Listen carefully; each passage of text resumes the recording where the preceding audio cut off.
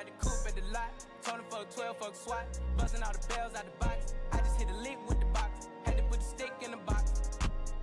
Pour up the whole damn seal. I'ma get lazy. I got the mojo deals. We been trapping like the 80s. She said the nigga so. Got the cash out. Told him wipe a nigga no. Say slash.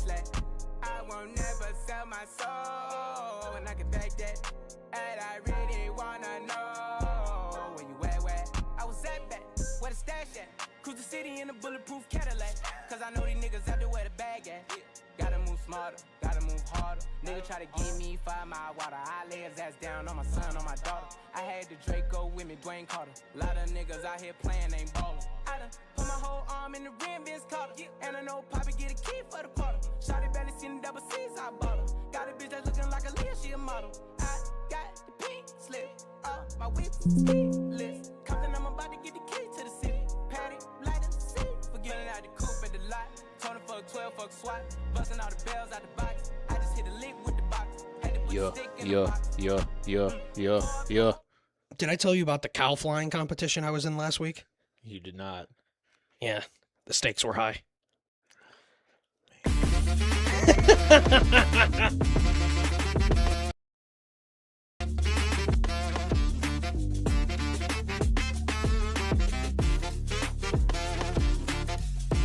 Ladies and gentlemen, welcome back to Brand Coverage. I'm Brandon Carney alongside Pat Gustafson. Welcome to our mostly fantasy football podcast as we get into a little bit more fantasy football focus this week. We are officially kicking off our fantasy football divisional previews, starting with my New England Patriots and the AFC. Any particular reason why we were starting with the AFC East? No, we kind of just picked out of a hat. There wasn't really any relevant news that really led to this decision. Some trades and stuff here and there, but nothing really. Diana Rossini here. The Rossini juice. But no, we'll get into that.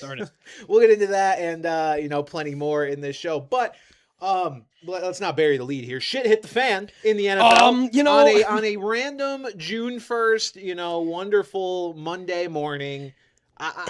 Listen. Let's stop beating around the bush. There was also there was a trade that we've been waiting for forever. Obviously, we knew A.J. Brown was going to go to the Patriots on that fine Monday. I assume sometime after 4 o'clock, which is when it happened. What I did not expect was that would be the second biggest trade to go down that day. I'll give you my timeline of events of how exactly that went down.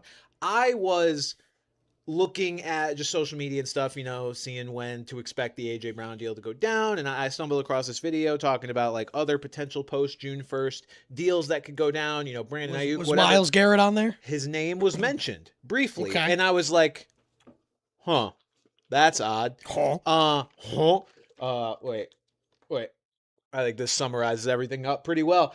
But I heard his name mentioned, and I was like, that's a weird one. Obviously we've heard Myles Garrett's name in trade rumors for the last few years because when you have a great player on a fucking dog shit team, naturally people are going to be like, well, how do we get him to a better team? Why wouldn't the Browns want to move him? But that was the first I had really heard, maybe I'm living under a rock, of him linked to, specifically something on June 1st. But even then, I was like, all right, maybe we see something happen later in the offseason. It happened like an hour later. Myles Garrett goes to the Los Angeles Rams for Jared Verse and 3 draft picks, a first, I believe it was a first, a second, and a third in various years.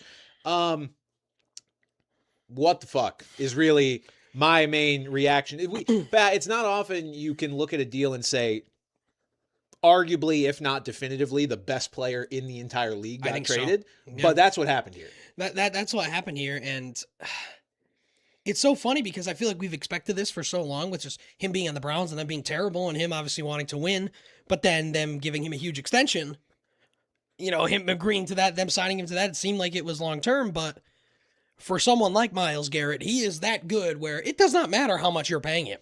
He's worth it. Yeah. He's worth that money. So all other 31 teams in the league should have been willing to take on that huge contract for Myles Garrett. And like I even the day before, I was like, well, A.J. Brown trade day is tomorrow to my dad.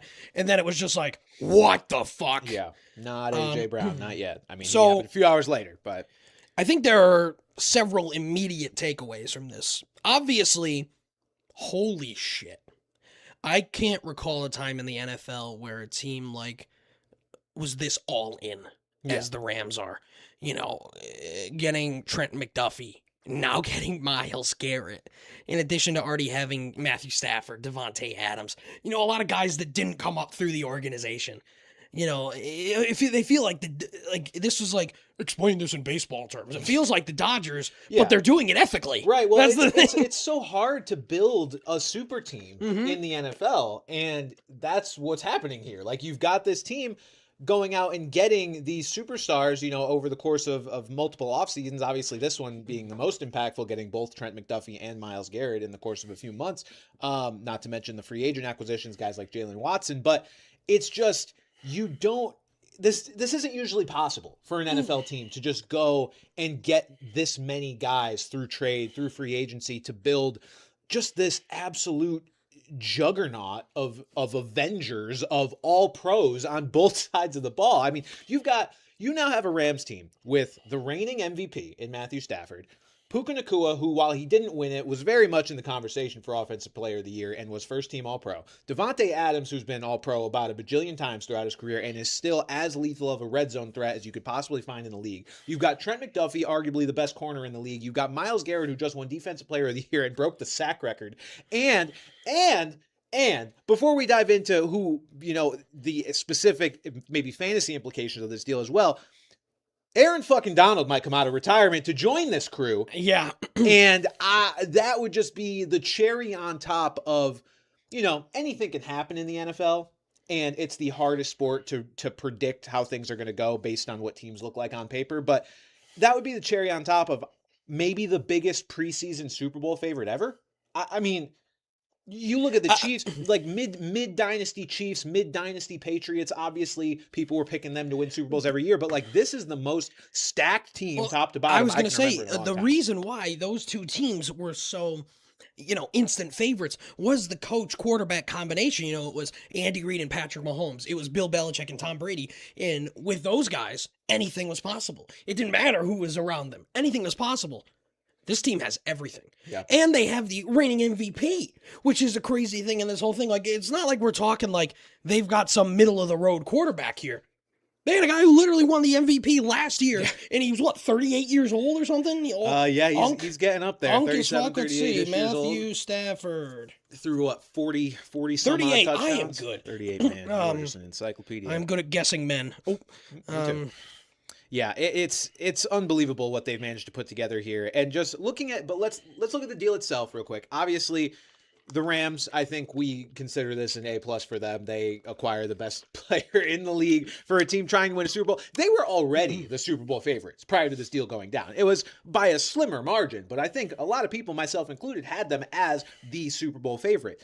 Then they add this guy, and it's just Jover. It certainly makes the Ty Simpson pick easier to stomach, because I'm no longer at a point where I'm like, this team needed to add an immediate contributor with that pick, considering they went out and got Myles. They did. Garrett. So whatever. I guess I'll give you a pass for the Ty Simpson pick now. Here's the thing. I think I give the Browns at worst an A in this trade, because, you know, someone put it in the chat, and I've seen it several times, where it's like, oh, the Colts got more first-round picks for Sauce Gardner. I'd rather have Jared Verse than another upcoming first-round pick. I think that's what people need to realize is that Jared Verse is a dog. He's not Myles Garrett. Of course he's not Myles Garrett. But if you're going to defensive rookie of the year, if you're going to get rid of Myles Garrett, you are replacing him with someone who is somewhat established. You know, we have seen him be good. Like, this isn't a case where it's like a first-round pick. It's like, you never know what it could be. It could even be Myles Garrett. Like, Jared Verse is Jared Verse, and we know that. So to get an established player, as well as a first, a second, and a third, I think they did about as well as they could have. You know, I think if they maybe said, hey, give us another first, you don't get Jared Verse. Yeah. And like I said, I would rather have the sure thing right now, who can kind of slide in to the, you know, he's not going to be Myles Garrett, of course, but sucks for Jared Verse. Can you imagine going from the Super Bowl favorites to the Cleveland Browns? I did see, at least he's from Ohio. So okay. Maybe that softens the blow a little bit. Poor guy. Yeah, I know. I don't know. I think I like Jared Verse. Jared Verse is a good player. That's clearly the guy that got this deal off the ground, right? All the reports are saying that once the Rams showed a willingness to include Jared Verse in the deal, that's what got the Browns to say, all right, let's talk. To me, and maybe this is just more of a doomer perspective on the Browns in general, but it is the Browns, so that's kind of warranted most of the time. I don't know that I wouldn't have just tried to trade Garrett for 3 firsts or 4 firsts or whatever, however the max amount of firsts is that you can get. Even with Jared Verse being equal to, a first plus maybe. This Cleveland Browns team is just nowhere near competitive. And Myles Garrett, as the best defensive player in the league, reigning defensive player of the year, again, just broke the sack record. One of the only players ever that could really just be an entire defense on his own a lot of the time. Him leaving and being replaced by Jared Verse, this defense is going to not only become mortal, it's going to become below average. And that's not because of Jared Verse. Well, it's not. That is because of not having the single best defensive player of this generation outside of maybe the guy who's about to come out of retirement for the Rams. I would also argue that maybe this could have worked, but they are also missing Jim Schwartz, right? Who has proven to hold that defense together in spite of just how awful the offense and how awful things are run there. But so that's even my bigger concern. If they still have Jim Schwartz either as the head coach or the defensive coordinator, I'm saying okay, it's still, but the fact now that we are going into a different system as well as losing the best player. There's still a lot of talent on that defense. Mason Graham, Jared Verse, Denzel Ward, obviously Carson Schwessinger. Mm-hmm. They've still got a lot of good players. But to lose Myles Garrett and then to lose the identity you had with Jim Schwartz. Yeah. Maybe, I don't know who their defensive coordinator is. I'm talking, let's see, Browns defense. It's probably some Brock. Who's the Browns defensive coordinator? Mike Ruttenberg. He was... let's see, the passing game coordinator, pass game specialist. Okay, so he's a bit established, but so maybe he's like Jim Schwartz, but who knows? But yeah, this goes back to the fact that they kind of fumbled the bag on that. Going back to when they hired Todd Monken, which I guess in itself isn't a horrible hire. It's just they fumbled Jim Schwartz. Yeah, I don't like the Monken hire either. I don't know. I don't see this working too well for the Browns. Now look, Verse is 25, so he can be around throughout a rebuild for the Browns, right? Like the Browns, as dismal as it might look right now, they do have good supporting pieces, as we've talked about, Schwessinger winning Defensive Rookie of the Year last year and some of these. I just think they're so far away with the quarterback situation, with even the head coaching situation, although they're going to give Todd Monken the old college try. If I'm trading a player this great, I just want all the first-round picks I can get, and especially from a Rams team that is so clearly going all in for this upcoming season. Give me more of your first rounders for the future when you have to suffer the effects of going all in this season. They're the Rams. They're incredibly well managed. They may not, fall absolute rock bottom, but when Stafford finally does hang it up, when they have to figure out how to extend or pay some of these guys, extend Puka Nacua, we don't know how they're going to manage to do some of these things. Like they are going to have some of the most hilariously financed deals you've ever seen. They're going to have Bobby Bonilla ass deals where guys are getting paid 30 years later. Yeah, so I don't love it. I think it's okay for the Browns. I think it's okay. I like Jared Verse. They got at least a first-round pick. But to me, they're so far away, I just would have tried to absolutely max out the first-round picks and just kind of push this thing into the future because this feels like a deal to me that they did because they think they're closer to competing than they actually are. And I think that's a little bit delusional. Fantasy implications of this deal. Obviously, it's a defensive player getting moved, so we have to kind of think a little bit deeper than just surface-level implications. But I'm looking at a couple things. I think there's going to be an impact on the Browns offense by virtue of the defense just getting worse. This feels like something that could impact a guy like Quinshon Judkins, putting him into even more negative game scripts than he would have been in otherwise. Garrett was very much single-handedly keeping them in games a lot of the time. So I think this probably knocks him down a couple spots. Nothing insane because, again, you don't want to get too crazy about projecting defense into offense. But I do think it's worth mentioning when you have, again, the best player in the league on the move. So that's one thing I'm looking at. Impact on the Rams offense. I think there could be a slight impact of just this defense being so good and being able to flip the field into short fields even more often than they were already doing. But that's not really telling anybody something they didn't already know, which is, hey, draft Rams players. Like the Rams are going to be really good. We didn't need any help. If anything, it does in the inverse of the Judkins thing make me a little more interested in Kyren Williams and Blake Corum. Now I will have to look and see where Kyren Williams is, going in terms of ADP and consensus rankings, because he's a guy I've long been skeptical of and kind of been out on for fantasy purposes because I just don't think he's that great of a running back. And we did see Blake Corum start to come on at the end of last year. But all that to say, the Rams run game does seem like it might be even more of an anchor for them because of just how much they're going to be able to control the game script, even more than they already were. And then the Rams DST, for those of you still playing in defensive special teams league, as we are, and as are a lot of people. Because I think most people, standard. I would still that is say standard. I just, more it's, than it's the woke thing to not do that. But a lot of people are in standard leagues still very much playing with that. The Rams DST is probably the number one in fantasy rankings, I would assume. Sure. I'll be honest, like, I don't give a fuck. It's so, hey, this matters. This swings. It matters. Matchups. It does. But the thing is just that, to me, defense is such a matchup based thing. Like, yeah, of course. Every year there may be a team or two that kind of supersedes that and is just playable every given week. But to me, they're ranked 4th on. This also may not have adjusted. Yeah, maybe not for the deal. It's got Texans, Broncos, Seahawks above them. I would at least bump them above the Seahawks. It says June 3rd, so I guess it has been. Yeah, but that's updated. The consensus has been updated. It doesn't mean everybody involved in the consensus updated their ranking, because it's like 39 experts. It says 37 of 39. 37. Well, consensus, right? But I'm saying the 37 experts haven't necessarily all. So updated. To me, it's like, I wouldn't go and bust your load on a defense early. I like to bust my load anyway, but fine. I mean, they do play the Cardinals twice. We know that. Let's see. So, I mean, this is not a bad opening schedule for the Rams. They open against the Niners, which, like, the Niners are good, but that offensive line is not good. Yeah. And now with this defensive line, interesting. Rams are going to be at home on Thursday Night Football to open the season. Then they got the Giants, which, we like pieces of the Giants. I see a stretch there in the middle that looks good. Let's see. Arizona, Las Vegas. Arizona, Vegas. You sit them against the Chargers, then Washington, Arizona. Yeah, the two Cardinal games being pretty closely consolidated is definitely nice. The way I see it is like, if you believe that like they're going to be the outlier and that they're going to be matchup proof and they're just going to have so many sacks and turnovers. 49ers in Australia. That's a good note. There's not a. It says versus San Francisco. I forgot that that's not actually. Nonetheless, down under. Myles Garrett's going to fuck some shit up. What was I talking about? Live on Netflix. Boo.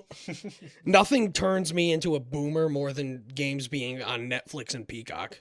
Because I don't have those. What about Prime Video? I have Prime Video, so I don't mind. Well, so you're just See, selfish. I don't think people realize. I don't know how. Yeah, excuse me. I think there are a lot of people that don't realize if you have Amazon Prime, you have Prime Video. Yeah. NASCAR fans, I see, because NASCAR has a stretch of 5 races on Prime, and people are like, "Oh, I can't watch this," and it's like, "Do you have Amazon Prime?" Of course. Who doesn't? You can watch this. I think that needs to be promoted more. Like, hey, if you have an Amazon account, you have free. That's hard. You got to. Especially the NASCAR in the football age fan base being like 100. Well, and the NASCAR audience just generally illiterate. Illiterate. Making another left turn. All right. I think that does it for the fantasy implications here of this deal. Obviously, great deal for the Rams. Okay-ish deal for the Browns, at least in my eyes, but. Folks, we've got the best player in the league on the fucking move, and I was sitting there in awe on Monday. I could not fucking believe it, and here we are. Can I see? Here's some cold water that I'd like to pour on things. Okay. Aaron Donald has been out of the league for 2 years. Okay. I think people thinking that like, oh my God, Aaron Donald's gonna come back and be Aaron Donald. Let's settle down. Is he gonna be a good player? Yes, and his presence alone is a difference maker. Both on and off the field. But he's had to have lost something of a step. But again, if even Aaron Donald a step or two down, is still probably pretty good. I Well, guess it all that's- depends. And it's been confirmed from both sides that Sean McVay has said if Aaron Donald is interested, so are they. Of course. I So, would fucking hope so. I guess you just wonder what Donald wants to do right now. I mean, I imagine he's still in good shape. I mean, the guy's kind of just a freak. Yeah, But I mean, he's if you pay attention anywhere, like he's been working out, this whole time basically, and he's still posting Instagram workouts of him with songs that say like "I'm not done" and stuff like that. So such white girl behavior. I know. I'll say a couple things. One, I think he's coming back. Two, I do too. I think I do think it requires some context on him, but also I want to push back a little on just the impact I think he could have. So if you look at Aaron Donald's numbers, 8 sacks in his last season. He was not like the level of game record that, let's say, Myles Garrett currently is when he hung them up. With that said, he's 35 years old. Yeah. He had 8 sacks last time he played.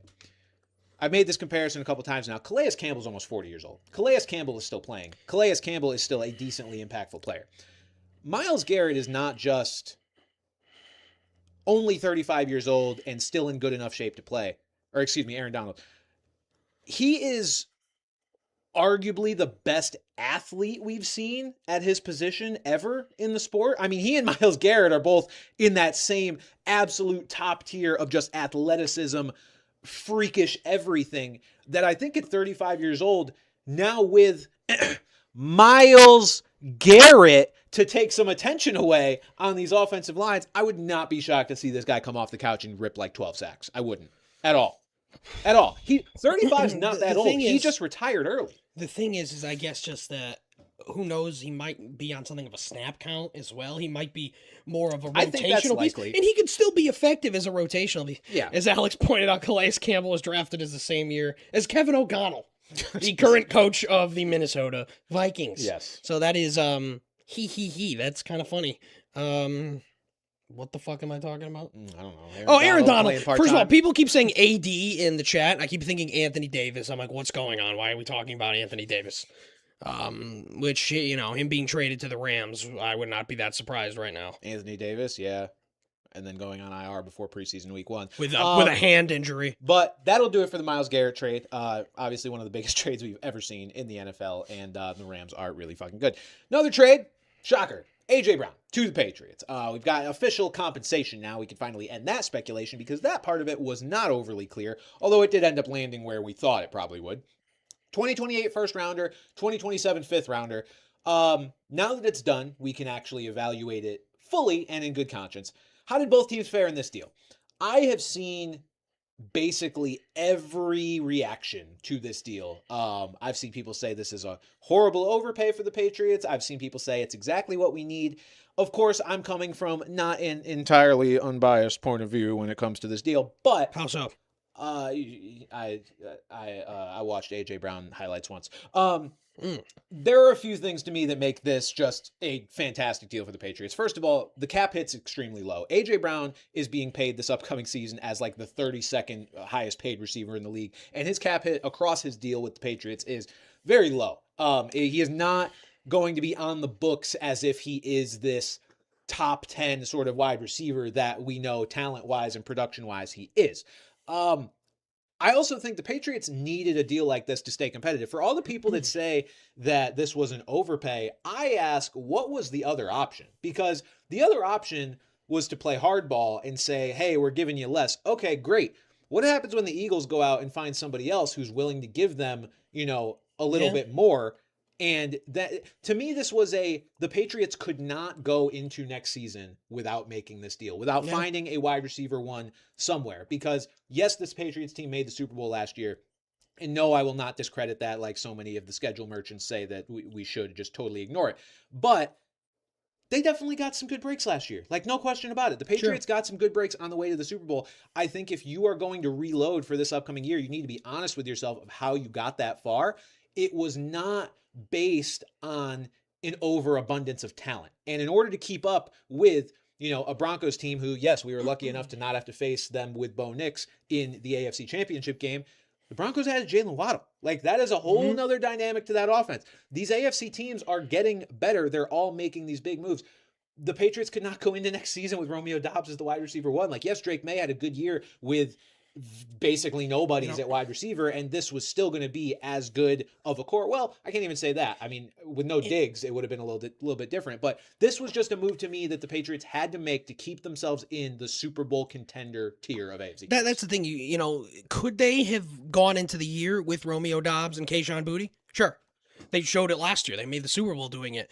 But Diggs was such a big part of that, too. Diggs is such a big part of that. I guess you could re-sign Diggs if you don't get the Brown but deal again, done, Diggs is far from a wide receiver one at this point, I think. At times he was. I mean, he had a couple 100-yard games where he was really an alpha guy. But yeah, he's not what he used to. So, and I say this a lot, in terms of the Josh McDaniels thing, we have not seen a stud wide receiver kind of work since Randy Moss.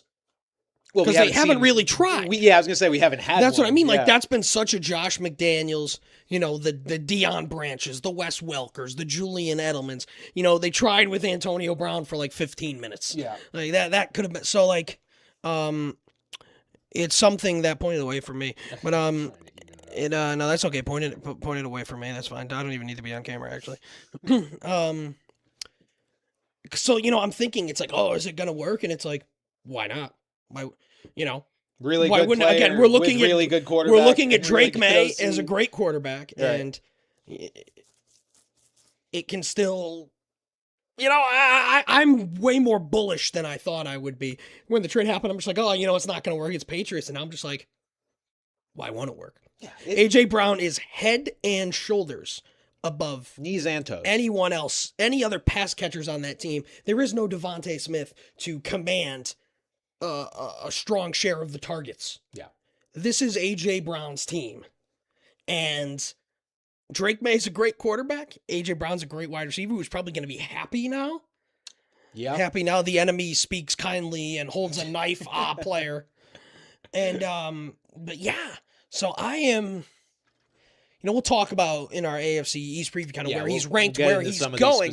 We'll get into that, but I'm bought in just on the concept alone. And I'll say this too, as a fan, I am loving the just giddiness that AJ Brown is showing to be a Patriot. I mean, you want nothing more than a guy who's excited to be there. And for all the Eagles fans out there that are like, oh, enjoy the honeymoon phase. First of all, shut the fuck up. Jealousy's not a good look on you. Second of all, it's a little different, I think, that a guy is going through all these emotions and like being excited about being in a place when they are legitimately his childhood favorite team. Like, I am not going to sit here and say it's a foregone conclusion that things go sour with this just because he's AJ Brown. Like, this is where he's literally always wanted to be. And I think there is something to be said about that. Maybe that's naive on my part. And if AJ Brown rips off his jersey like Antonio Brown did in Tampa and runs off the field, then I will happily eat crow. I don't know if AJ Brown is quite as mentally ill. No, he's not. But I think he was just very unhappy. If metaphorically he does that and things go south and he does become a distraction or whatever in a few years, that okay, or even this year, I will happily say I was wrong. But like, to me, this excitement isn't just a honeymoon phase of, oh, I'm somewhere new. It's, oh, I'm somewhere that I've always wanted to be. Yeah, and I'm with a coach that I really like as well. It's just a quarterback that actually can throw the ball. It's just a great place to be. Yeah, Drake May's an upgrade from Jalen Hurts. Josh McDaniels is an upgrade from Kevin Patullo. Thank you. And it Common was clear. sense prevails. Well, and it was clear just off the field that there was a huge schism between him and Jalen Hurts, him and Nick Sirianni. I think he wanted to shoot Kevin Patullo, personally, if he had the choice. Should be allowed to do that. Just have one shot at someone in our whole life. I'd go for Abe Lincoln. With a paintball gun, of course. Yeah, of course. Yeah, of course. Yeah. Who would you go for? Probably Eli Manning. Fuck that guy. Ass. Fuck that guy. I think I would pick what would be funny? Who's so inconsequential? Anderson Varejao. No, man, he's cool. He is cool. All right, we'll get into the Patriots stuff in a second, but since we're not talking about the Eagles today, just real quick, how does this deal affect the Eagles again now that it is finally done? Remember, we do have a new scheme here. We've got Sean Mannion coming in to run the show for Philadelphia. Got a note here for Devonta Smith. Now, this is from Dwayne McFarland. Great follow on Twitter for a lot of fantasy nuggets and notes. Said Devonta Smith over the last 2 seasons, without A.J. Brown in the field, over 137 routes, had 38% target share and 2.69 yards per route, both incredibly elite metrics. I do want to put a little, speaking of cold water, just a little perspective on those numbers as well, because people have been naturally pointing to Devonta Smith's numbers without A.J. Brown now that A.J. Brown is gone. It's a little different when an offense is adjusting in season for A.J. Brown being hurt and being out versus having an entire offseason to adjust your offense knowing that he's not going to be there. Like, I don't think I'm breaking any news in saying that Devonta Smith is not going to average 38% target share this season just because that's what he's done with A.J. Brown out in the past.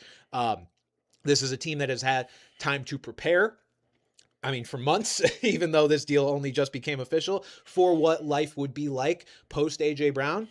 I think Devonta Smith's going to make a nice jump this year. I just think we need to cool the jets a little bit on how elite he's going to be. Because, again, you have time to prepare for this. It's not like in season, oh, this guy's, A.J. Brown's going to be out this week. Well, what are we going to do on such short notice? Of course we're going to feed the ball to Devonta Smith 100 fucking times in the game. He's our best receiver. Now, you have some time to say, all right, how can we make sure this offense is balanced? How can we make sure we don't kill Devonta Smith? Now, if the other guys aren't up to the task, if Mekhi Lemon is a slow starter or a bust or whatever, then yeah, maybe it's all wheels up for Devonta Smith. But I just wanted to, relax a little bit on just looking strictly at the numbers of what Devonta Smith has done without A.J. Brown. With that said, yes, Devonta Smith's going to be very good this year. And I'm very excited for it. Again, and the other difference too is, there's a Mekhi Lemon. There is Mekhi Lemon is going to be an upgrade over Travis Fulgham, whoever's been there, whoever the wide receiver has been. Riley Cooper. Fuck. Jesus. Jahan Dotson and Deshaun Jackson and all the other. Jahan Dotson, I think, was actually there. I do think he actually was there. That was not an what's the other guy? Not Star. There's his name's Shepard. Greg Ward. Fuck. How about that? College QB legend, Greg Ward. Yup. But yeah, so there is a Mekhi Lemon, but at the end of the day, Devonta Smith has just been clamoring to be a number one option. Not, you know what I mean? Like, everyone wants to see it. He was so electric at Alabama, and he's been very good in his NFL career, in spite of Jalen Hurts being dog shit at times, and A.J. Brown being there, and Dallas Goedert being there. This is his, again, he is the clear alpha in this offense. And it's funny because obviously with his small build, he doesn't have the alpha mentality, but I could see him commanding a huge share of the targets. I liked him last year, but I really like him. I think with Devonta Smith, it's going to be a case of how high is the hype going to go and how far is too far. Because that's fair. He's a guy that, it's a little bit different to me than people are kind of comparing him to JSN, where JSN had the breakout because Metcalf left and, they brought Darnold in, whatever. It was largely a Clint Kubiak thing, but people are making that comparison. So I think that's already going to juice the projection a little bit. I'm just curious to see how far it goes, because I think there is a level where it could go too far, where people are just trying to copy and paste what he's done without A.J. Brown up to this point. But yes, I'm very, very excited to see what Devonta Smith wide receiver one season ends up manifesting itself to. Some other notes here. The Falcons have extended Drake London 4 years, $141 million, $35.25 million per year, makes him the third highest paid wide receiver in the league behind only JSN and Jamar Chase, just above Justin Jefferson at $35 million a year. And the Giants signed 3 dog shit receivers just cuts. Odell Beckham Jr., Juju Smith-Schuster, and Braxton Berrios all in a day, which is an underratedly hilarious thing to do. Just 3 of the most social media relevant receivers you could possibly sign off the streets. If I had to guess, one of these guys actually makes the roster, and it's probably Odell. I would guess Juju. But why are we still doing this with Odell Beckham Jr.? I believe this was off the bench. Still got it. When I went on my first OBJ tirade. Yeah, probably. Probably 3 years ago, 4 years ago. Maybe. I'm not going to sit here and say that, he got his career off one catch. No, he did more than that. Not. He was an elite receiver for a brief period of time. But he's also been a washed-up elite receiver for 4 years now. I saw the ESPN headline was, Giants bring back Odell to bolster receiver room. What the holy fuck is he going to do to bolster that receiver room? Why did somebody just say who is older, OBJ or Garrett Temple? Probably Garrett Temple. Did you see the thing about how they have to show Garrett Temple's son old highlights because he doesn't play? And he's like, why doesn't Daddy play? But look at the other wide receivers. Malik Neighbors, Darius Slayton, Calvin Austin, Malachi Fields, Darnell Mooney, Isaiah Hodgins, Jalen Hyatt. Give me any of those guys. Yeah. Overall, like, genuinely. Give like me a nostalgia anybody. Play. That's all it is. Yeah. I put in our sheet irrelevant receivers to stir up publicity. Yeah. I think he's bordering on useless at this point in his career. Yes, I agree. He's not going to be relevant in real life. He is 33, so I assume Garrett Temple is much older. There will be no real relevance for any of these guys. I will say this because this is something I was already worried about, and then they went out and signed a bunch of receivers. Garrett Temple's 40. Jesus Christ. I'm worried about Malik Neighbors. This is telling. This knee stuff is not looking good. He ran at a softball game like he had a pogo stick up his ass. And not in the bouncy way. It was very stiff. The cleanup procedure itself was one thing. The visual evidence that it's not looking good was another. And then signing 3 receivers was yet another. I'm finding it very hard to be interested in Malik Neighbors in fantasy football for 2026. Like, we can revisit in 2027. It's a damn good player, but I don't think with this injury I'm going to be having a whole lot of Malik Neighbors. The risk does not seem worth the reward, and this whole signing a bunch of receivers thing just seems to reinforce it. Because you think about it, like, if you enter this with Malik Neighbors being healthy, he is a first-round pick. Sure. He's not. I have no interest in taking him in the first round, which he still might be.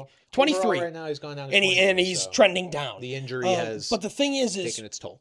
Potentially, if he trends down far enough, that could be a ridiculous value. Well, you're getting Devon Achane eyes right now, is what you're getting. That's what happened to me last year. Yeah, and the thing is, if Neighbors is at 23 right now, imagine where he could end up. Obviously, it depends on how severe this is. Like, is this just going to be a case of, hey, he's going to play, he's just kind of going to be ass because he's hurt? Or is it a case where it's like, hey, he's going to miss some time? But the fact that they are bringing in wide receivers, no matter how ass they are, shows that they are trying to build depth. May not be good depth, but they're trying to build depth. So yeah, I'm with you there. And like, would I take Malik Neighbors at the 2-3 turn right now? Probably not. Yeah, I would take, looking at guys behind him, Kenneth Walker, AJ Brown, obviously, Derrick Henry at 20, Rashee Rice if he's there's a lot of enticing. There's a lot of guys that I think I would rather have Jeremiah Love, as bad as the Cardinals, than a questionable a wide receiver with questionable health. But again, if it works out, man, even at the 2-3 turn, if Malik Neighbors pans out and you get him at the 23rd pick, man. Yeah, no, I mean, I get it. It's just, it's worrying at this point for sure. All right, let's get into our AFC East fantasy football preview, guys. Again, if you are... That was the baseball tonight, so I don't know. I dig it. If you are looking to get an edge on your fantasy league mates, if you're looking to edge your fantasy league mates, this is the place to be, because over the course of the next 8 weeks or so, we are going to preview every single division, every fantasy relevant player for your redraft leagues, what players we like, what players we don't like, who you should draft, who you should not draft, what's changed for these offenses over the course of the off season. And it's going to be comprehensive. That would be the word I would use. Every one of the comments is like, do this division last, so it's the information's up to date. My brother in Christ, we can't do all 8 divisions. We need to do. We can't do more than. We can't even do more than one a week. Obviously, we're going to talk about updates as they happen and as the season gets closer. But we are also at a point now where we have plenty of information to look at things broadly, at least. And we simply can't. Like right now, we've got 40 minutes.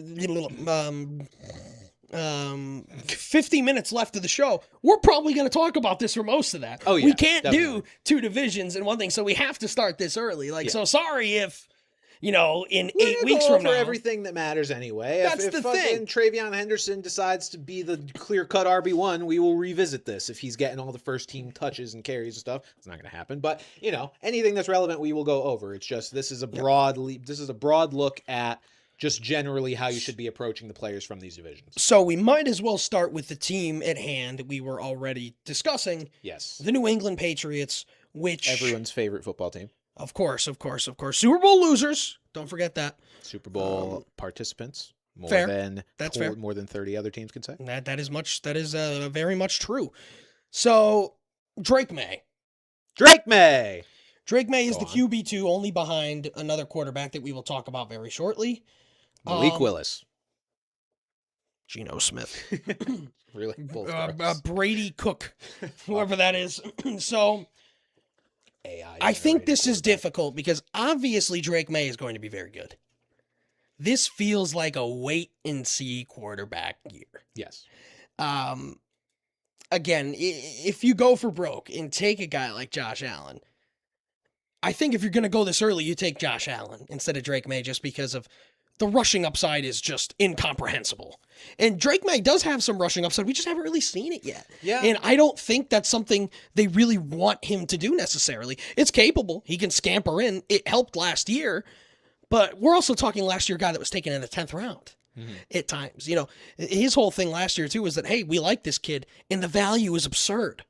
Yeah. The value is no longer absurd. Honestly, the value is closer to absurd on the other side for me. I agree with you. I'm not going to sit here and say that, you know, Drake May is where he should be for fantasy and that you should take him at value just because I'm a Patriots fan. I'm 100% with you. I've been on the train of wait on quarterback for a few years. It has served me basically every year. It served me in the form of Drake May last year. And yeah, he was a funny story last year because we talked about it all year where he was putting up really good numbers. Obviously, he finished as the QB2, I believe, on the season. I think it was Allen, then Drake, and then Trevor Lawrence as the top guys.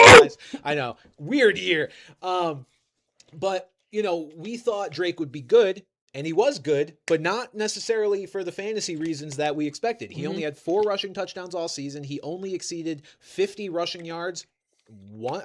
Twice if you want to include the 50 rushing yard game. That counts. He had one That's game exceeding. of 50 and one game of 62. Other than that, you know, you look at down the weeks, 11 yards. This is rushing. 31, 45, 11, 12. Like, you're right. They're not designing things for him. And I think that's a trend that we're starting to see really across the league, which is OCs not wanting to put their quarterbacks in positions where they're designing a lot of runs for them because it's getting them hurt. That last year, the rushing leaders among quarterbacks, like the number was lower than it's been in a long time. I want to say like Patrick Mahomes and Justin Herbert were like the top 2 guys, and it was somewhere in like the 600s. I feel like the only guy in the other direction was Trevor Lawrence, which Yeah, is part of the reason absolutely. why he was so good this past year. But even he, was I don't beca- think it was a yardage. lot of it was touchdowns. It was yes, but still the fact that Yes. Liam Cohen was saying, "Hey, go," Right. was a huge part of that. And Yeah, yeah, I Lawrence- just don't think it's what Mike Vrabel and Lots of Josh touchdowns, McDaniels Lawrence. want to do with Drake May. So if you're in a position here, spoiler alert, Allen's ADP right now, which is, you know, a huge, you know, hit or miss because it's June 3rd. Consensus rank, not even ADP. Oh, I used ADP There's not for enough. this. I changed all your numbers because I wasn't sure where the ADP was from. It came from Fantasy Pros. Oh, did it? Okay. It did. He changed my numbers, and I'm going to kill myself. They're very similar. Very similar. So in these rankings, Josh Allen is 27th and Drake May is 32nd. If you are really in a position where you do not like the value of anybody at that point, take Josh Allen. I agree. And if I'm at that point, I'm not taking Drake May. I'm taking Josh Allen or maybe go big on a tight end. I don't know where the tight ends are. Can you click at the tight ends for a second? Like where are these tight ends ranked overall? It doesn't show I guess it would because be over silly here. poo-poo. So Brock Bowers 17. So like Bowers is McBride, at 17, 18. McBride is 18. Like, you know, if you can, jump on a tight end. Loveland 39. Yeah, so again, if you draft Drake May, you're probably going to be happy. He's That's right, probably going to be exactly. Yeah, solid. that's the thing, But at the like- end of the day, fantasy is all about building a team in value. Yeah. And I just don't love the Drake May value. Yeah, I agree. I like Drake May. I think he's going to be good this year, but I just can't really justify where he's going in drafts right now with knowing the value that is there later on at the quarterback position. But with that said, if you personally are in love with Drake May this year and just want to have him on your team, he's not going to disappoint you. And having, you know, if you could make it happen, a Drake May, A.J. Brown stack, I think would be lots of fun. Yeah, and that would work be out pretty very good. well. I'll be real with you, Chief. That sounds pretty good. So Drake May, outlook is good. Current value maybe not as good just because of the other guys available at the position. Looking at the running back room, I'm rocking my Ramondre Stevenson jersey right now, and it's for a good reason. I don't get this shit at all. At all. Travion Henderson, running back 22, 56th overall. Ramondre Stevenson, running back 32, 83rd overall. Did we not watch what happened last season? Let me break down for you what happened last season. TreVeyon Henderson was drafted with a fairly premium draft pick, early second round. Extremely. Ramondre Stevenson gave the ball to the other team more than he put it in the end zone for like a month straight. And TreVeyon Henderson still could not jump Ramondre Stevenson for the job. And it never happened all year. Terrell Jennings got touches over Henderson. And look, this is obviously not to say that Henderson can't make a jump in his second year. He was just a rookie last year. I expect him to get better. I expect him to improve. But equally, if not more so, I expect Ramondre Stevenson to not fucking go anywhere. How on earth are these guys 30 spots apart in consensus ranking right now? How on earth is Ramondre Stevenson not above Henderson? This is one where I feel like being a fan of the team helps me a little, because I watch this play out week in and week out and have such a strong memory of what happened, versus people maybe looking at the spreadsheet and the names on here and being like, oh, TreVeyon Henderson, year 2 breakout. They're just buzzwording it and being like, oh, well, he could do something this year. ESPN notification going off on my phone. I wonder what it is. To me, there's no justification for that. Like, step forward, sure, but like, what is his best case scenario if Ramondre doesn't get hurt? It's certainly not where he's being picked. Yeah, that's Terrell Jennings carries if that happens. But Exactly. So I don't like either of these guys, straight up. I just think this is a case where you've got two guys, at least right now, of very similar talent / usage. I think they both command a similar. I think this is just people liking the young, They're wish sexy casting. pick. Yeah. TreVeyon Henderson is sexy, apparently. He is very sexy. So I just think this is a case of optimism. People want this to happen.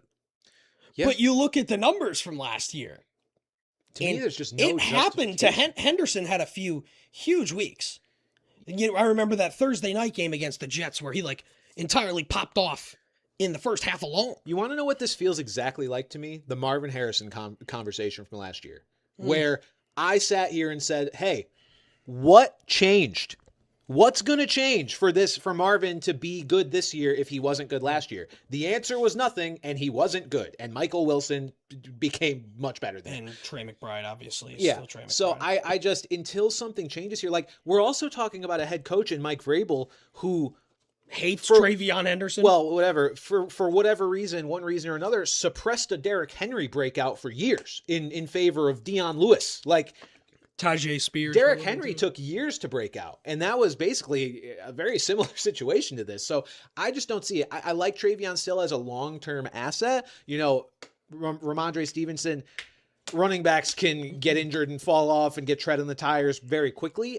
So TreVeyon could break out, you know, as soon as Ramondre goes down, but I don't see it. I don't see it here. There's much better picks I would like to make in this range. And with all that said, with Ramondre Stevenson at 83rd overall, I'm in on that. Like, that's not in your starting line. Again, no, and he's once gonna be the you're goal line out of guy. your starting lineup, you're kind of looking for potential. Right. And the potential could be that he's still the lead back in an offense that just went to the Super Bowl last year. Exactly. Granted, it was in part because their defense was excellent as well, but the offense was good. It was good too. And again, with A.J. Brown, it's just going to get better as a whole as well. So, yeah, if I have to take one of these two, I'm taking Ramondre Stevenson.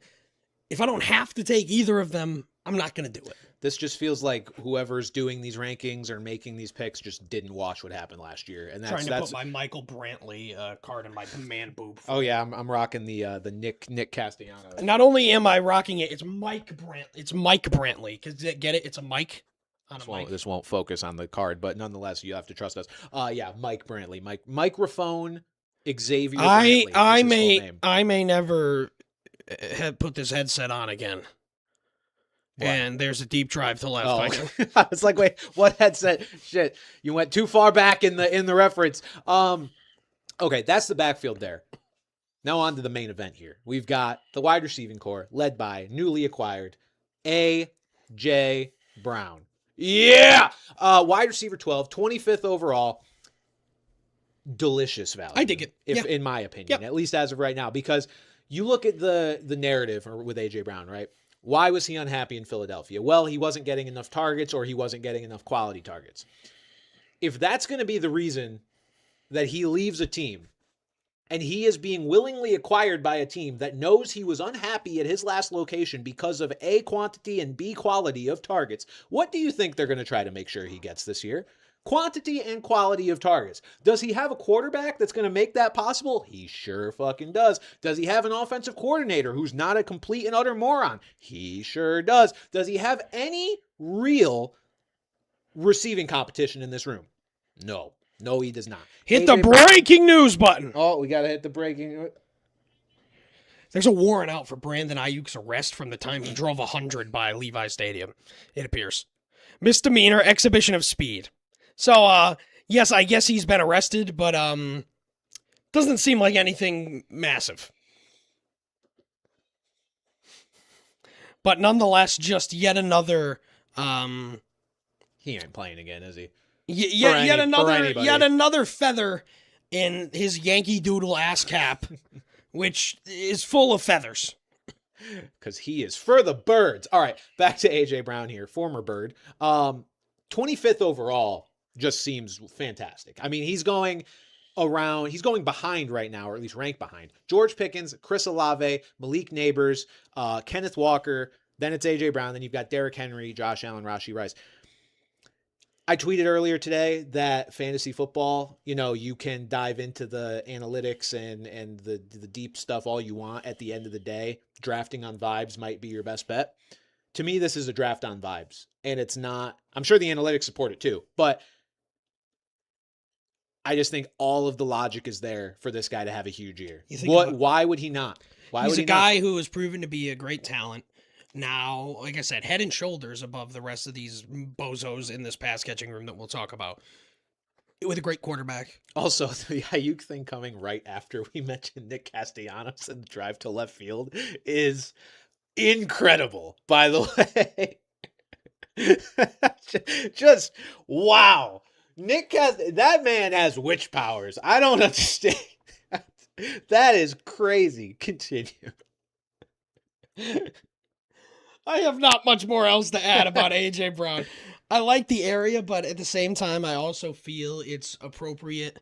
Some of the guys, the guys that are being picked before him, you look into that range. Well, obviously, I like him better than Malik Neighbors now. But like a guy like Nico Collins, Chris Olave, I do think I'd rather have those guys than him. But he's right there. He's right there with them where it's like, if you kind of...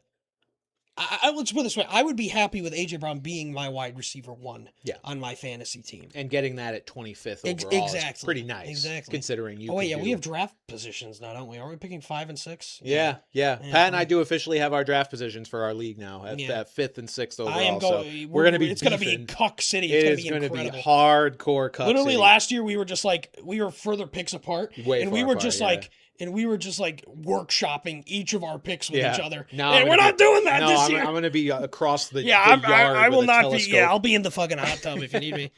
Okay. Patriots other receivers. So I mean, contrary to popular belief, they do have other receivers. Romeo Doubs and Kayshon Boutte. Not interesting. I don't see much here. Romeo Doubs is going to be a possession kind of guy, relevant occasionally, but kind of the same thing he was doing on the Packers, but with even more of a large shadow over him because the Packers never had a guy like this while he was there. So no reason to expect him to do much different. And I think the other guy here is Hunter Henry, who will, Drake May. It's clear that Drake May loves Hunter Henry, especially in the red zone. But we now have a much better. But what I'm saying is, with Brown and then Henry, I just don't see there being a whole lot for Dobbs. No, I agree. Without his bathmate and Kayshon Boutte, like. The only reason I put these guys, an average draft is about 200. A draft is not 192 spots. Mm-hmm. So if you're within that, we got to put you on the list. I put some other guys on the list who are well. To talk about. I did too, but yeah, no. Kayshon Boutte. Does that say 382? It does. Kayshon Boutte was a guy who was like hanging on for relevance at times last year, let alone with a guy like A.J. Brown in the mix. So, he's going to do the thing every once in a while, 50-yard touchdown here and there, assuming he's on the team. We heard that they might try to move him prior to the A.J. Brown deal. We'll see if that's still on the table. But as of right now, just a guy who's going to have periodic relevance, not predictable enough to be fantasy useful. Mention Hunter Henry there. I mean, he's a tight kind end of guy, 19. He's a guy you'll own. Like, I feel like he's owned all the time. Yeah. And, because he is consistent, he is steady. But, he's at 19. All these guys ahead of of him. I like more. Even some guys after him. TJ Hawkinson's right after him. I could see him not being owned this year. Even really. after like TJ Hawkinson, Brenton Strange, David Njoku, Higher up AJ guys. Barner, like Cade Otten, those Back in the guys all barnyard. Greg Dulcich, who we'll talk about.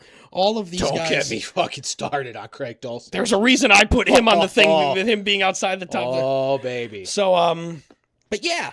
So it's pretty much AJ Brown and hold your breath. AJ Brown, yeah, going to be really good. The Buffalo Bills here. So the Patriots obviously have. Won't you come out tonight? Patriots obviously have the same head coach and offensive coordinator. No changes there. The Bills, though, new head coach in Joe Brady and new offensive coordinator in Pete Carmichael. Although offensive-wise, we don't expect that to change much because it is their former OC just becoming their head coach. For now, we'll evaluate if anything comes out. But for now, we expect the offense to look basically the same. Josh Allen, QB1, 27th overall. Basically, if you don't want to test the waters of the wait on quarterback situation, go ahead and get you the guy who's finished as a top 2 quarterback, I think, each of the last 4 years? Can single-handedly win you a week. Yeah. I mean, we've seen him go for fucking 50 on a given week. He's maybe the only quarterback who runs as recklessly as late season Trevor Lawrence. Yeah, so and he has also the frame is, to withstand I was it. going to say he is also just simply enormous. Yeah. And has a rocket. So, and the other thing too, I feel like I'm skipping. You can skip. He has this guy, Yeah. DJ Moore. Yeah. Who We'll circle back to the running backs. Yeah, who I like a lot. I like DJ Moore a lot. DJ Moore is. I had to have a come to Jesus moment when it comes to DJ I know, Moore. I know he's kind of like almost like the if man, where Yeah. it's like you always want the guy's not bad, but he never fully breaks through to be this Right. not elite tier, but even in that second tier. Right. Well, I feel like this is his best chance to do it. it's funny because when I think of DJ Moore, I think of I had to have the come to Jesus moment because there are some players that I just have committed to not liking. And Kyle Pitts. But when they change situations, you have to do your best to remove your priors and at least reevaluate their situation with an open mind. I think of DJ Moore, funny enough, because this was a teammate of his last year, kind of like DeAndre Swift, where I was just out on DeAndre Swift because I was like, hey, buddy, you fucking suck and I hate you. And at times that was true, but more often than not, DeAndre Swift was a pretty good running back last year and a pretty good fantasy asset. And you have to look at the situation that could cultivate that and recognize when it exists. I was going to say that comparing him to Swift, in the Swift situation, there was the fact that him and Ben Johnson didn't necessarily, he didn't use him a lot in Detroit. And then there's this young, intriguing running back and Kyle Monangai there. This situation isn't like that. You've got Khalil Shakir, who you know what you're going to get out of Khalil Shakir.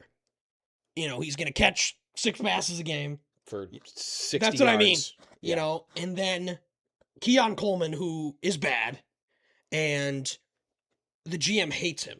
Well, he's not the GM anymore, whatever. He's just like, yeah, I didn't want to pick Keon Coleman, who's still on our team, by the way. And you biasly put our boy Skylar Bell on here. I did. But, obviously Shakir's going to steal targets from him. Dalton Kincaid is going to get his. But I feel like DJ Moore is going to be the Stephon Diggs. Yeah. That Josh Allen thrived with until, it was almost more of a personal thing that kind of devolved that relationship rather than, football. I think DJ Moore is going to step right into that role, and I think you're getting him as a wide receiver 28. Yeah, it's a nice price right now. I wrote down this when that trade first happened.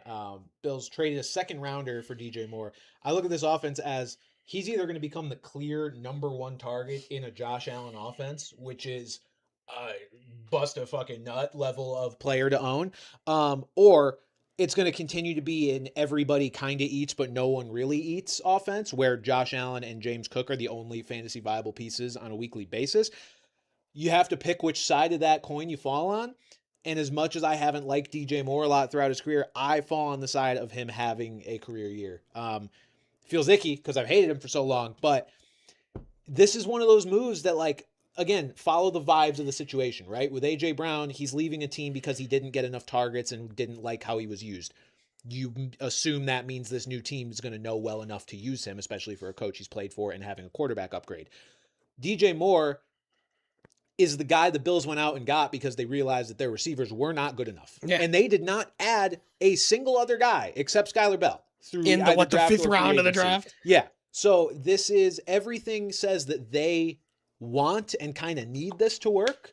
So even if I don't like DJ Moore's talent, they like it enough that they're going to try to make it work. And with Josh Allen throwing him the ball, I like that. I like that a lot. And why? Yeah, I can't imagine that it stays this low. Wide receiver 28, 61st overall. There's just no way he stays that low. I feel If like he that's does, I'll be smashing this in like the 4th round just to Absolutely. make sure I get him. Like that 61st is crazy. So, but behind Christian Watson, what are we doing, guys? What are we doing? And then there's Dalton Kincaid, tight end 9. Is there though? Is there Dalton Kincaid? I think just enough to say that yes, there is. Okay. I don't know if it's I don't like him at tight end 9 straight up. I would not. No. I'm personally not going to be drafting him as a tight end 1 here. I mean, how many times are we going to do this with Dalton Kincaid? Like, he had 100. He had one game last year, 6 catches, 100 yards, and a touchdown. I mean, he's battled injuries a lot. I guess he started last year hot-ish. He was the tight end 1 in week 1 because he went 4 for 48 with a touchdown. Yeah, tight end was rough. Congrats, pal. Tight end was rough. That's what I mean. He had a That couple week. of good weeks, but overall, again, you'll see weeks of 3 targets, 1 target, 3 Well, targets. and it's like if he, looking at last year, if he couldn't fully break out last year with this receiving core, why would he do it now? I mean, as long as Dawson Knox still has breath in his lungs, I don't see it with Dalton Kincaid. He doesn't play enough goddamn snaps. 51, 48, 55% of snaps, that is. 37, 54. And then he gets hurt, plays 22, 35, 26. So, I mean, look, there's definitely a clear drop-off from after he got hurt. So if he can get back to this baseline of early season snaps, which fully healthy, I guess you would assume he will, great. But I'm much more likely to try to target a tight end that's going to be on the field. This is one of those cases where I'm willing to be wrong. I agree. And I would prefer to stay away and be wrong than take a bite and be wrong. Yeah. That's the way I see it. You look at guys below him, Jake Ferguson, Isaiah Likely, who knows what George Kittle's going to be like healthy. There's even guys like Chiggy. Can't you see? We'll be talking about him a lot too at some point. But Sometimes your words just hypnotize so me. there are guys that just have more upside and are just going to be on the field more. Yeah. So All good on Dalton Kincaid. Circling back to the running backs here. Well, let's touch on the other receivers other than Shakir. Keon Coleman's dust. Skylar Bell. What do we actually think about Skylar Bell this year? Is he going to do anything? probably not this year. Yeah, that's where. But that was the take when he got drafted. I still feel the same. I like him in Dynasty. Yeah. I do think he could be a good player. I think he kind of fits what Josh Allen does. His style. So yeah, I love it. Agreed. All right. Now circling back to the running backs. James Cook. This is a guy that also inspired the tweet I had about just drafting on Vibe, because James Cook was a guy that analytics didn't like. James Cook was a guy that suggested touchdown regression and too many big runs, or just overly efficient was kind of the deal with James Cook. And yet he has just continued to be great for 3 years straight now. Last year finished as RB6 overall. Remember who was their OC before? It was somebody who was ass, who went to like the Browns and did something. Oh shit! I'll Google yeah, just look it up. I'll get our research department on it. I'm forgetting the guy's name. My vision just went blurry. Ken Dorsey? Ken Dorsey, thank you. As soon as they got him, and they kind of turned it around when Joe Brady got hired, this was 2 seasons ago, Cook was running like crazy. Yeah. So it's clear that Joe Brady and James Cook completely align in what they're trying to do. So a good offense, tons of red zone opportunities. Josh Allen hurts. Looking at last year, he did have 9 games. He didn't really play week 18. So I guess 8 games without a touchdown. But yet, he manages 12 on the year? That looks like 12. Yeah. I mean, and he has these blow up. He had 216 yards against the Panthers on 19 carries. 100-yard games. He had 1, 2, 3, 4, 5, 6, 7, 8, 9 of them. Like, this guy's elite. Elite for fantasy purposes. And another guy where nothing's changed. Like, he's going to have the same OC who, if anything else, I mean, I don't know, maybe leans on him more. That might just be wishful thinking. Could be. Like, it's an OC that he's performed well for. And they've added nobody. Like, I think there was some caution about Ray Davis just because he was a highly touted prospect. But Ray Davis entering into year 3, if he hasn't carved out a role yet, I'm not expecting him to. Ray Davis is purely a handcuff. Yeah. So James Cook is a guy that a good one at that. If something were to happen to James Cook, Ray Davis is definitely a weekly starter. Absolutely. But good afternoon to Pat. Only Pat. Thank you, Cade Cunningham, Glazer 69. But James Cook's at a point now where it's like this feels about as safe of a running back pick as you can make in the first round. Like I look at some of these other guys who are going in the first round after the obvious Bijan and Gibbs, like, and we'll talk about this guy in a second, but like Devon Achane, I have reservations just because I think that offense is going to be bad. Jonathan Taylor, I love the talent, but what is Daniel Jones and that Achilles going to look like? Riley Leonard. That's what I mean. So it's like James Cook is just running back what he did last year. Running it back with a great quarterback, same coordinator, same offense. Yeah. And so much of fantasy's opportunity. Like, for example, like Kyron Williams. I don't think anyone thinks Kyron Williams is like this elite talent running back. But thanks to his opportunity, he's been an elite fantasy running back the last few years. And not to say James Cook is bad. I don't think he's like one of these tippity-top elite guys. But he's very good in a great situation with so much opportunity. All right. Now, here's the funny team. Enough talking about good offenses. We are going to bad offenses now. Bad and then arguably worse. No, I think I'll this say one might be worse. the worst one. Nope, I am more intrigued with this offense than the Jets by far. I think I wouldn't say far for me, but I get the sentiment. The Dolphins, all new, and the new is not good. So we've got a new head coach in Jeff Hafley, new offensive coordinator in Bobby Slowick. Those two things I don't think are necessarily prohibitive to having a good offense. Sure. But the personnel might be. So we've got Malik Willis at quarterback 21, 133rd overall. Love it. Yeah. I mean, if there's one nice thing we can say about this offense, it's that Malik Willis is a nice speculative value dart at quarterback, just because if this dude plays all 17 games, which health permitting he will, I bet he's the league leader in rushing among quarterbacks.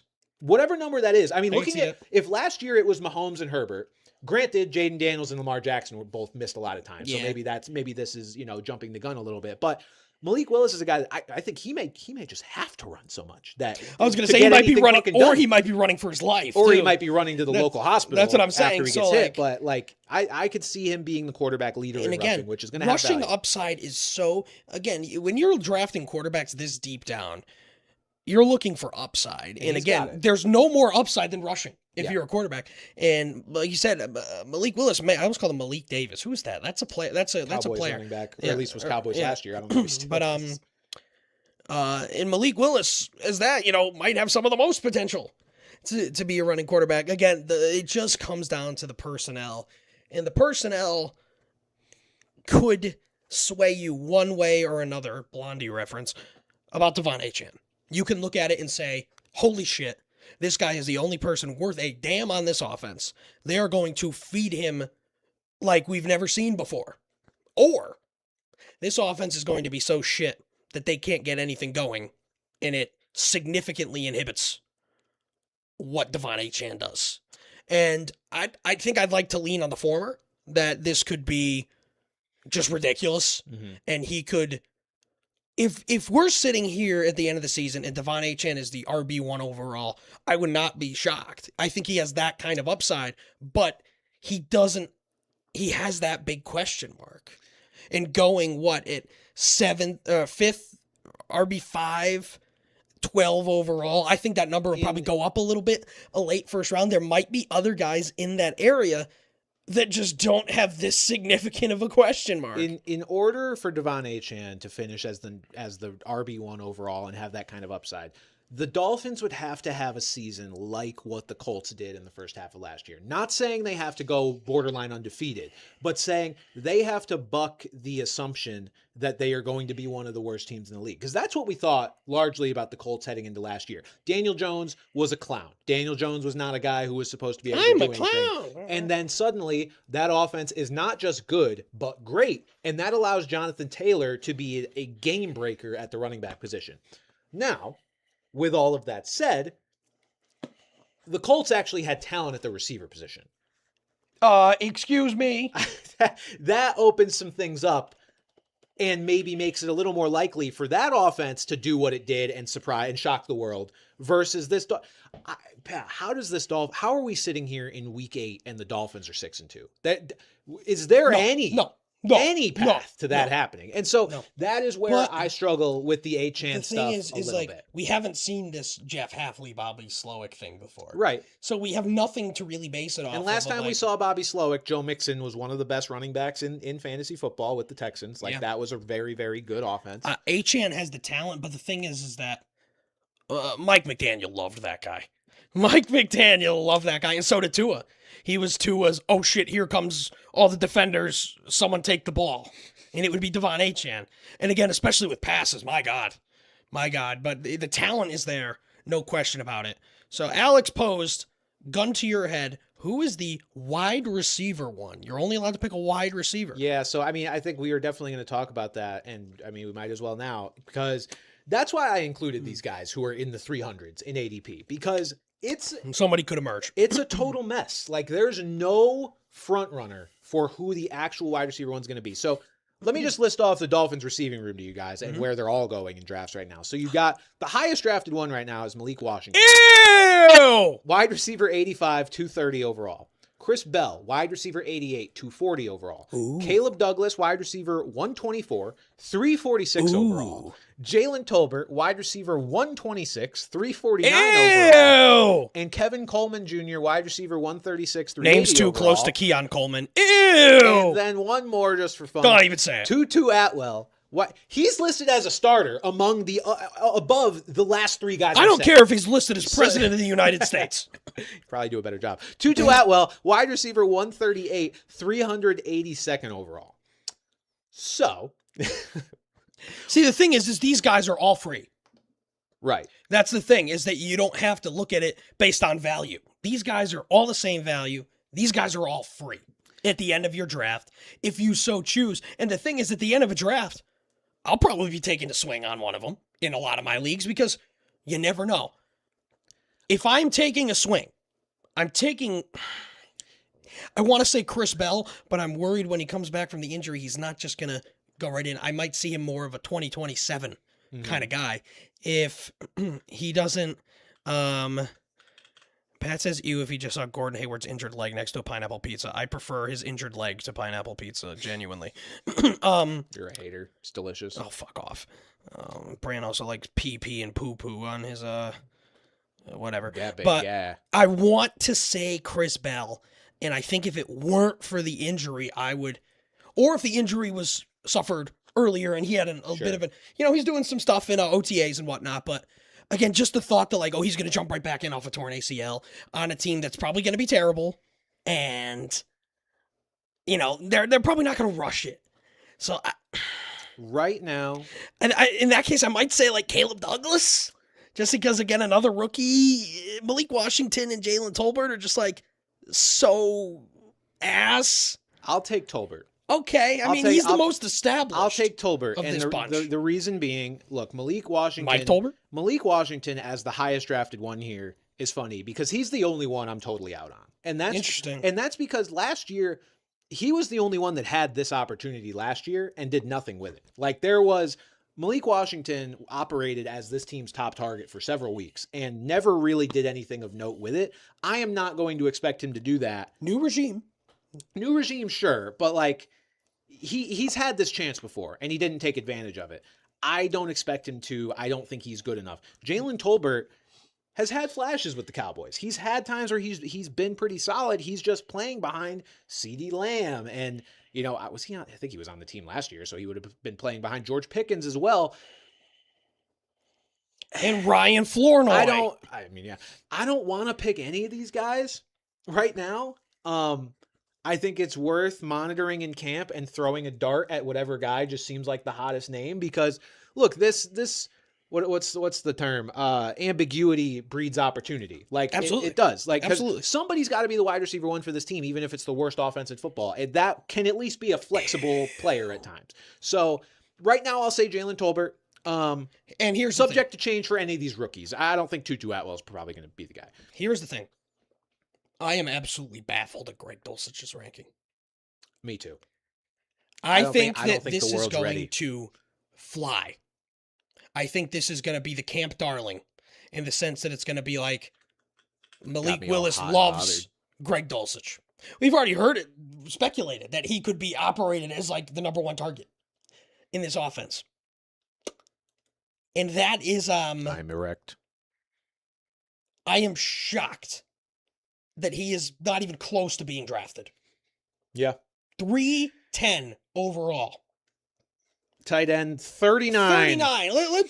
For the hell of it, let's see some guys who are going ahead of him. Mike Gesicki, Oscar Delp, Max Clare, Theo Johnson, Evan Engram, Mason Taylor. These guys are just straight up backups. These guys are not starting tight ends. Greg Dulcich is a starting tight end on a team. Greg Dulcich should be at worst tight end 26. I think he should be At in the worst. conversation for like if you're in a 2 tight end league.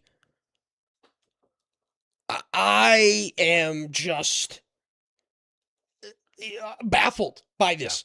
Yeah. If Greg Dulcich is not getting drafted in your league, draft him. I don't think you draft him as and say like, hey, I'm banking on this guy to be my number one tight end. Don't do that. Yeah. But he could become that. He could become Absolutely. that. And again, draft your starting tight end. And at the end of that, throw something at Greg Dulcich because again, trade bait as well. I did that last year and pissed off our friend Gary by taking Tucker Kraft specifically for trade bait, and I got T. Higgins for him. Right. So it's like, worked out. Either you can use Greg Dulcich as trade bait or whoever the hell your other tight end is. I am just stunned. What? I might say I might like him better than any other tight end of this division. That's hard to say for Dalton Kincaid, I think. Yeah. But again, value. I get value. It. No, you got to base it on value. Value. The fact that he is free in Kincaid and Hunter Henry, and we'll touch briefly on Kenny and Sadiq. The value is insane. Well, and another aspect I want to touch on here too is I talked about with Achane, like if you're a defensive coordinator, who are you coming in game planning to stop, even as a receiver? It's Devon Achane. He's priority number 1, 2, 3, and 4. What does that do? Open things up for anybody else who has half of a brain cell and knows what a football is. Greg Dulcich is tracking toward being the number 1 actual pass catcher, not running back target in this offense. He's also a guy that is going to be operating in kind of the same areas of the field that Achane would when he's a receiver. Linebackers, if they're caught in a zone and Achane's going one way and Greg Dulcich is going another, who do you think they're following? They're following Devon Achane. Greg Dulcich should be a solid beneficiary of whatever this offense can bring to the table, which probably isn't much. I think he maybe enough for some garbage time. I think he is going to skyrocket up rankings as more people do drafts throughout the summer and ADP changes, as we hear things from training camp and whatnot. Say the line. I think never wrong, just early. It's Greg Dulcich's time. I think he will be high enough to the point where he is in the top 200. I think he is going, his ADP is going to jump over 100 spots and being drafted as a late flyer.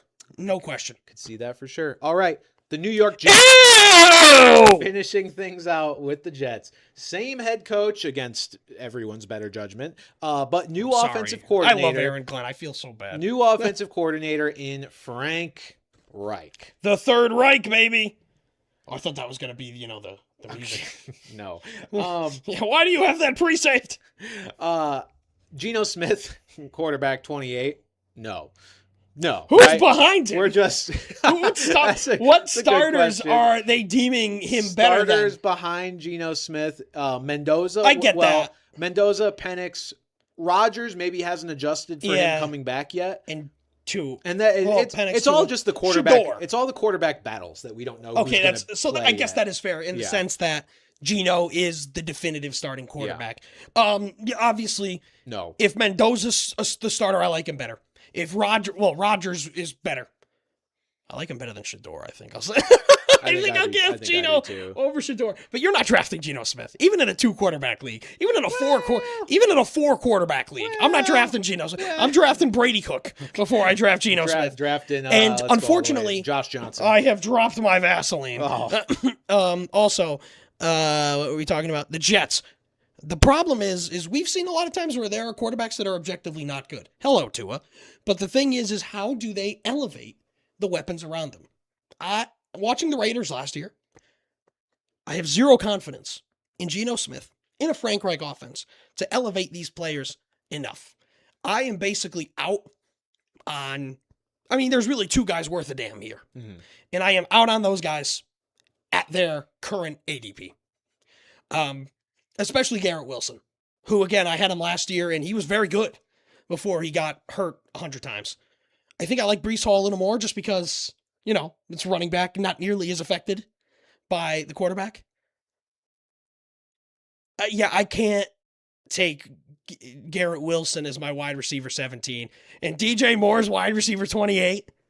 Yeah. No way. That's no, give me DJ Moore. I just think this team is going to be so fucking bad. Like, yeah, I cannot believe that. The vibes are terrible with this team. I cannot believe that they said, hey, Aaron Glenn basically knows I'm fighting for my job. He can easily just go back to Detroit as the DC next year, which will happen. So he said, I know, Frank Reich and Geno Smith, who was, I might need to invent a new word to say how bad he was in Las Vegas last year. And the fact that he was that bad and is rewarded with another starting job. Yeah, rewarded might be pushing it, but he's got another starting job. Beyond insane to me. Yeah. Look, here's the thing with Geno. I think he's going to fall somewhere in the middle ground of what his last year was with Seattle and what this past year was with Vegas. I fucking hope so for the Jets' sake. Well, because the Vegas situation was just so unfathomably bad. Offensive. In ways that weren't entirely his fault, that I think he will bounce back a little. With that said, what he's coming back from or trying to get back to isn't necessarily incredible either. So the real difference between his last year in Seattle and this past year in Vegas was the yardage. So his last year in Seattle in 2024, 4,320 yards. Honestly, pretty damn solid. But then 21 touchdowns and 15 picks. Not great. Last year with Vegas, 3,025 yards. So awesome. Almost 1,300 fewer yards. Yep. And then honestly, not too dissimilar of touchdown interception totals, 19 and 17. A little bit worse on both fronts, but nothing that's really going to affect his receivers' fantasy output. So what we're really looking at is a lack of yardage. If he can get to like 3,600 passing yards, I think the Jets would consider that, Jets fans at least, would consider that a win in terms of not making their eyes. If you're a Jets fan and you haven't ended your life, congratulations. Yeah, I think that's fair.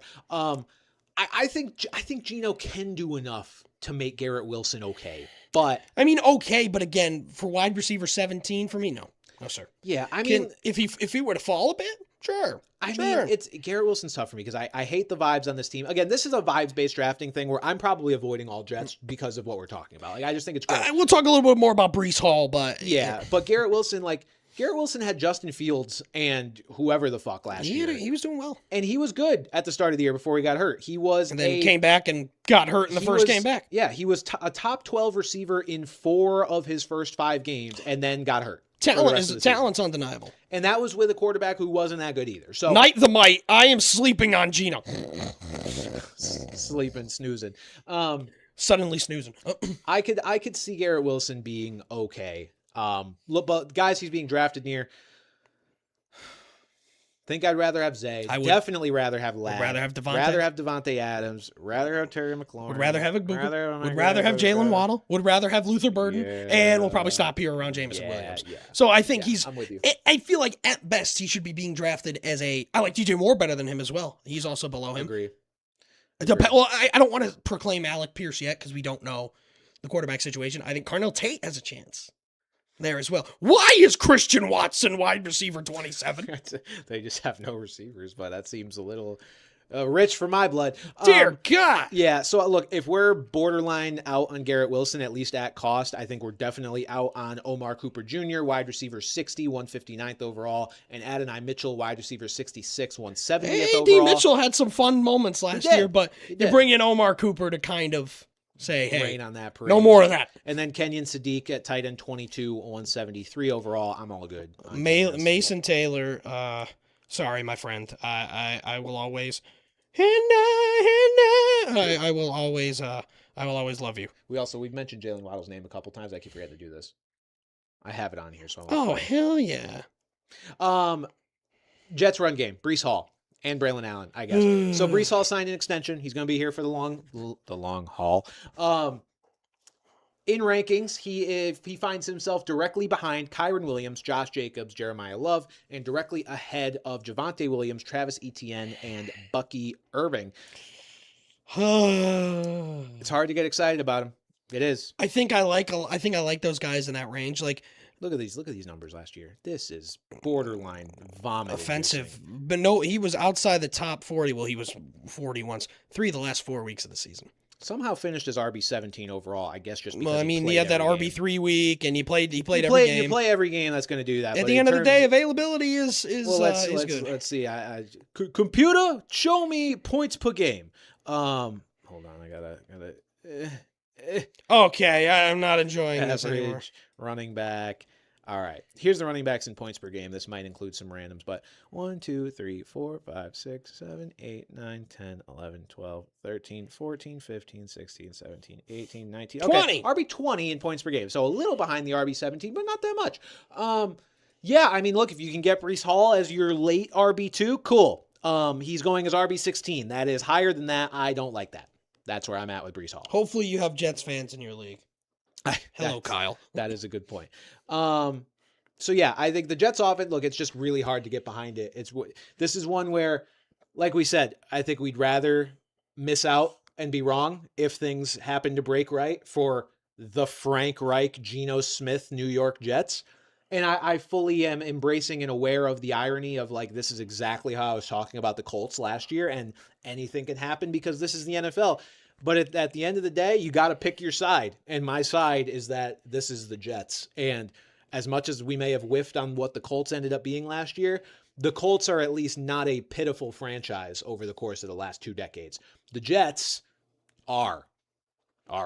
So I think I'm largely good on Jets. If you are vibes-based drafting, you will not have many Jets on your roster. One, maybe. You could maybe stomach one if he's fallen. But like, we talked about taking free shots at the end. I am taking shots at Dolphins receivers far more than anybody. Yeah. At anyone on the Jets. In terms of late picks, I feel like there's more of a chance of someone to emerge there as a fun fantasy pick than on the Jets, when there is just nothing fun about the Jets. I would agree. All right. I think that'll do it for this episode of Brain Coverage, folks. Thank you for tuning in. Next week, we will continue our divisional previews. Stay tuned to find out which division. It's going to be a nice little juicy secret surprise. And hopefully we don't have any AL Central.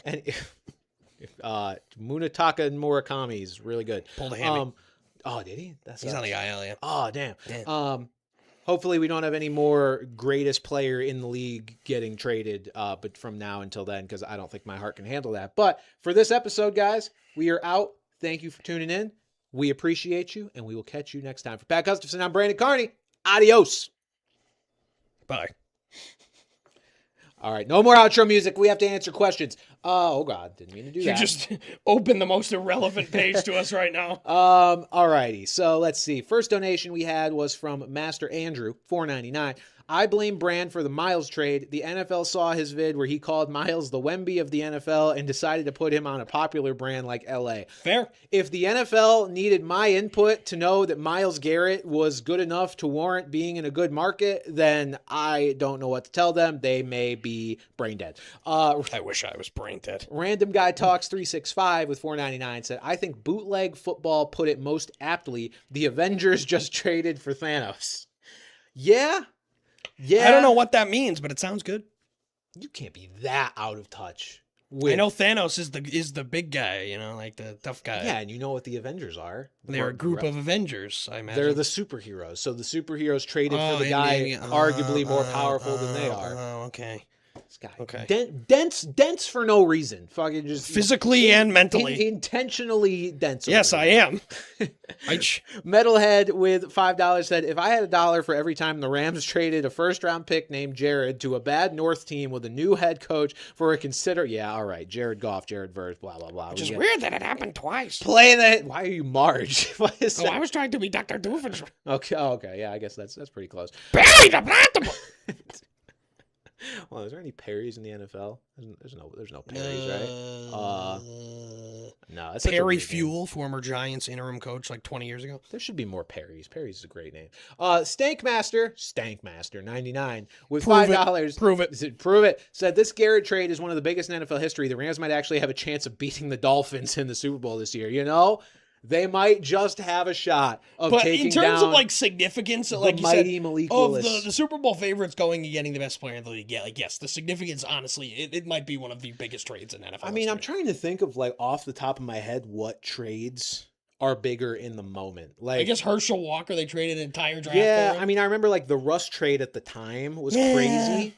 But like this is like no, because like this is. I don't know what constitutes biggest trade because to me like the return wasn't necessarily wild enough to be like, oh my god, this is an all timer, but it's still pretty fucking wild. Let's see what we got here. Straight Grizzly with 199. Start 2 oh Jesus Christ. Start 2 week 1. We're already doing start sit questions for week 1 of 2026. Full PPR, Scat, Swift, and McLaurin. How are you in a position where you're benching any of those guys already? I don't like this. I refuse to do this. I don't even know the matchups. I'll find Ask another question. It'll be a free one. Ask a question that's better. We'll answer it straight Grizzly No, as opposed to gay Grizzly. It is Pride Month. It is Pride Month. Happy Pride Month, everybody. Hold on. Oh no, we're going to drive people away. Okay. Let's see. The Giants play the Cowboys. Okay. The Bears. Bears play the I'm Panthers. getting EP. Didn't ask. Don't start the pot at 1 then, busy boy. The Commanders play the Eagles. I mean, I'm probably starting Terry McLaurin either way. Wide receiver 1 with Jaden Daniels back as his quarterback. Give me Scat and McLaurin. Scat gonna be healthy? Who cares? Bro's gonna bash his head into a wall no matter what.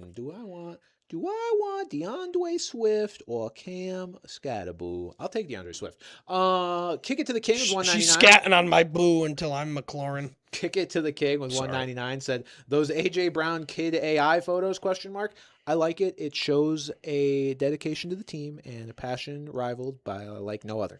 Random guy with 499 said, as a Pats fan, how do you convince yourself to draft James Cook, who always has to play 2 games against us? I hate drafting guys in the same division. Yeah, you kind of just suck it up. At that point, you got to look past it. You've got to decide: are you more committed to your team, or like one of our friends, Dan, personally would refuse to draft Packers. I'm like, that is so fucking stupid. Yeah, like if you're actually trying to win fantasy football, who cares? Understand that what's going to happen is going to happen either way. So at least if Destiny says James Cook has to run for 150 yards on the Patriots, at least you get something out of it for your fantasy team when it happens. Because you drafting or not drafting him does not dictate that outcome. K Wright 17 with 199 said, worst team in the league right now, Cardinals or Dolphins? Dolphins.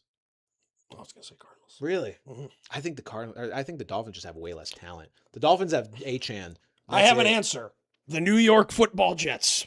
Also a valid answer, but I will go with the Dolphins pretty decisively. Did y'all see Chris Greer to the Lions? LOL LMAO. Yeah, I mean, how much is he going to actually be doing? I did not see this. Well, nevertheless, good for him.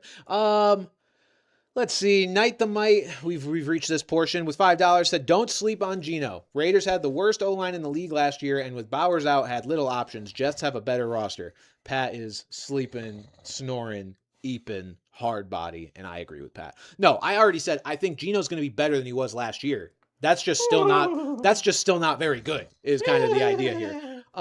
Ty Daniel. Why are you a horse? Ty Daniel at $4.99. I'll tell you, I got something that's not like a horse. Oh. Not your cock. I swear Joe Burrow has pull with the commissioner. First getting Max Crosby off the Ravens and then getting Myles Garrett out of the division. And the Steelers hiring Mike McCarthy. I would argue I would argue if Joe Burrow had pull with the commissioner, he would make the commissioner force his team to have a better fucking defense before this year. This year they finally did a decent job. Looks like they might be okay. But before this year, maybe they would have done literally anything. William with $2.99. Well, sorry, $2.99. What am I even saying?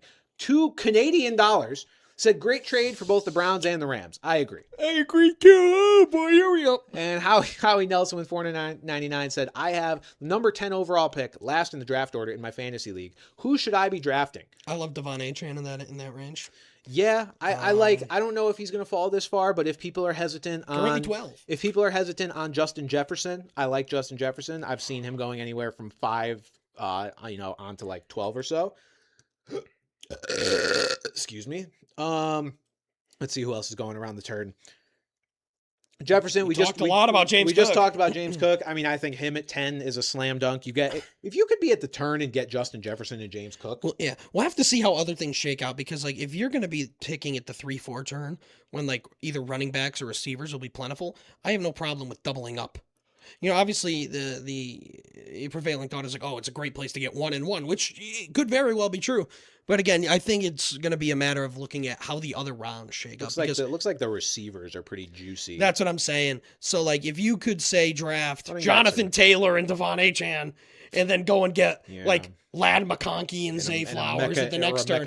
That's like, or flip it vice versa. Yeah, I don't as much like the Bucky Irving, Cam Scattaboo, tier there. That's what I'm saying. So, it all really matters. I like Javonte Williams, but that's about it. All right. I think that'll do it for this episode of Brand Coverage. Guys, thank you for tuning in at this random 1 p.m. episode. We will probably go back to a different time next week, but we will keep you posted. I had a softball game at 10 a.m. this morning. Didn't fucking ask, but thank you guys for tuning in once again.